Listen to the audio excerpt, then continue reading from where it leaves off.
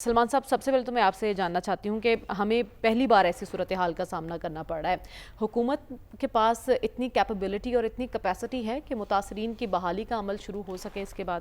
دیکھیں، حکومت کے پاس اتنی کیپیسٹی تو نہیں ہے، لیکن جس طرح کی صورتحال طاری ہوئی ہے اس میں حکومتیں این ڈی اے میں، پی ڈی ایم میں اور دیگر ادارے کام کرتے نظر آ رہے ہیں. ان کے ہاتھ پاؤں پھولے ہوئے ہیں. اور آپ نے جیسے اپنے ابتدائیے میں کہا ہے کہ جو صورتحال بنی ہے اس سے پہلے کبھی اس طرح کی صورتحال نہیں بنی تھی کہ ایٹ اے ٹائم تینوں دریاؤں میں تغیانی ہے. اور یہ صرف مسلسل بارشوں کا عمل نہیں ہے. دیکھیں، اس سے پہلے ہمیں یاد پڑتا ہے کہ جب بات کی گئی تھی کہ بھارت سے آنے والے پانی کی، کہ انہوں نے ہمیں انفارم کیا اور اضافی پانی وہ چھوڑ رہے تھے. لیکن اب تو مجھے ایسے لگ رہا ہے، میں ان کے چینلز بھی دیکھ رہا تھا کہ ایسے لگ رہا ہے کہ وہ 10 مئی کا بدلہ شاید پاکستان سے لینا چاہ رہے ہیں. اور اس طرح کی کیفیت، دیکھیں بات ہے کہ ادھر بھی یہ کیفیت طاری ہے. اور سندھ طاس معاہدے کے تحت جو چیزیں تھیں وہ تو ہو گئی ختم. لیکن یہ تو ایک انسانی مسئلہ بنا ہوا ہے. اور خاص طور پہ جو ہمارے ہاں جو صورتحال طاری ہوئی ہے کہ پنجاب میں ایسی صورتحال کبھی طاری نہیں ہوئی تھی. جنوبی پنجاب میں ایک غیر معمولی کیفیت تھی. آپ دیکھیں کہ میں آج دیکھ رہا تھا کہ وزیر اعلیٰ سندھ، ان کے ہاتھ پاؤں بھی پھولے ہوئے ہیں اس لیے کہ یہ ریلا ادھر کا رخ کر رہا ہے. اور اس ساری صورتحال میں ایک بات تو اچھی ہوئی ہے کہ جس طرح بہت کچھ بہہ گیا ہے، سیاست بھی بہہ گئی ہے. کوئی پولیٹیکل پارٹی کوئی ایکٹیو نظر نہیں آ رہی. میرا تو یہ خیال تھا کہ اس طرح کی صورتحال میں جو سیاسی جماعتیں ہوتی ہیں وہ بھی جاتی ہیں. اور ماضی کے اندر ہم دیکھتے رہے کہ وہ کم از کم جو متاثرین ہیں ان کے لیے خوراک، ادویات کا بندوبست کرتی تھی. اور ہم ہمیشہ حکومتوں کے ناقد رہے ہیں.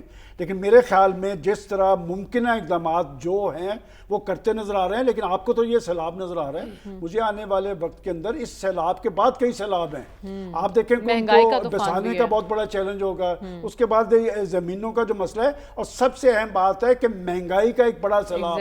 آپ کی زراعت جس طرح اس سے متاثر ہوئی ہے، یہ ایک صورتحال بہت بڑا چیلنج ہوگا. تو میں سمجھتا ہوں کہ اب اس معاملے میں حکومتوں کو، اداروں کو سنجیدگی دکھاتے ہوئے کوشش کرنی چاہیے کہ کم از کم نقصان ہو.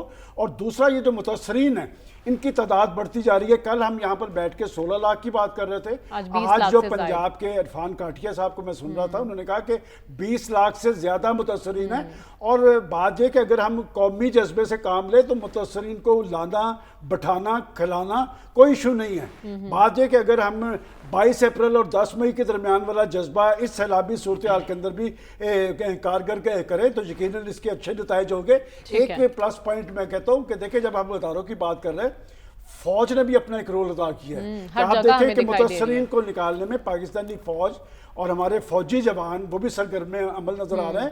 اور یہ قومی جذبہ اگر اسی طرح بروئے کار لایا گیا، اس طرح کے معاملات جو ہوتے ہیں قوموں کو سلانے کے لیے نہیں آتے، جگانے کے لیے آتے ہیں. تو لہٰذا اس صورتحال کے اندر پریشانی کے اظہار کی بجائے چاہیے یہ کہ قومی جذبے کے تحت سب اپنی اپنی سطح پہ اس کے لیے کام کریں تاکہ اس پریشانی سے نجات ممکن ہو. ٹھیک ہے، یعنی صرف ہمیں حکومتوں کی طرف نہیں دیکھنا چاہیے، سب کو اپنی اپنی ذمہ داری جو ہے وہ پوری کرنا ہوگی. سلمان صاحب، سب سے پہلے تو مجھے بتائیے کہ ایسے دوروں میں اور جب ایسی سمٹس ہوتے ہیں تو سائیڈ لائن ملاقاتیں بھی بڑی اہمیت اختیار کر جاتی ہیں. پاکستان کے لیے کتنا امپورٹنٹ ہے یہ وزٹ؟ دیکھیں، شنگھائی کانفرنس کی اپنی ایک اہمیت بھی ہے، لیکن میں سمجھتا ہوں کہ یہ کانفرنس پاکستان کے حوالے سے اس کی ٹائمنگ بڑی اہم ہے. اس لیے کہ وہاں پر صرف پرائم منسٹر صاحب نے شنگھائی کانفرنس میں شریک نہیں ہونا. ان کی چین کے صدر پیوٹن، آج ان کی طیب اردوان صاحب سے بھی ملاقات ہوئی ہے. ملاقاتوں کا ایک عمل ہے. لیکن میرا زیادہ انٹرسٹ اس بات پہ ہے کہ یہ ایک نئی صورتحال میں آپ دیکھیں کہ پاکستانی پرائم منسٹر کو وہاں پر خصوصی پذیرائی مل رہی ہے، اس لیے کہ وہ ایک فاتح ملک کے پرائم منسٹر کے طور پہ گئے ہیں.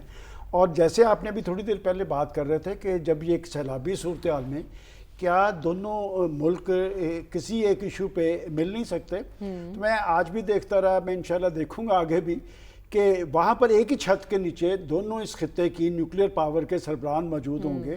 کیا وہ آپس میں ہاتھ بھی ملائیں گے یا نہیں؟ دنیا کے بڑے بڑے ممالک نے بیٹھ کر اپنے ایشوز حل کیے ہیں. اور پاکستان وہ ملک ہے، دیکھیں ایک بڑا پلس ہے پاکستان کا، ایک پاکستان چھوٹا ملک ہونے کے باوجود ہر پرائم منسٹر اپنے پہلے خطاب میں کہتا ہے کہ ہم علاقائی صورتحال میں سب کے ساتھ ملنے کے لیے تیار ہیں. اور بھارت کے حوالے سے خاص طور پہ کہا جاتا ہے کہ ہم بھارت کے ساتھ بیٹھنے کے لیے بھی تیار ہیں. اور وہ بڑا ملک ہے، میں سمجھتا ہوں اس کی ضد اور ہٹ درمی کی وجہ سے آج وہ بڑا ملک کس ہزیمت سے دو چار ہے کہ ٹرمپ صاحب بھی وہاں کا دورہ انہوں نے ملتوی کر دیا. لیکن میں سمجھتا ہوں کہ چائنا کے اندر جو پرائم منسٹر صاحب نے صرف شنگھائی کانفرنس نہیں، وہاں پر انہوں نے ایک سرمایہ کاری کی کانفرنس میں بھی شریک ہونا ہے جس میں ان کے بڑے بڑے کمپنیز کے ہیڈز موجود ہوں گے، سرمایہ کار موجود ہوں گے. وہ پاکستان میں سرمایہ کاری کے حوالے سے امپورٹنٹ ہوگی. ایک فوجی پریڈ ہے 80 سالہ ان کی ایک سالگرہ ہے، اور اس میں بھی صرف انڈین پرائم منسٹر نہیں ہوں گے، باقی 26 ممالک کے ہیڈز موجود ہوں گے. میں سمجھتا ہوں کہ اس طرح کی کانفرنس کے بڑے فائدے یہ ہوتے ہیں کہ ایک دوسرے کو سمجھنے میں مدد ملتی ہے.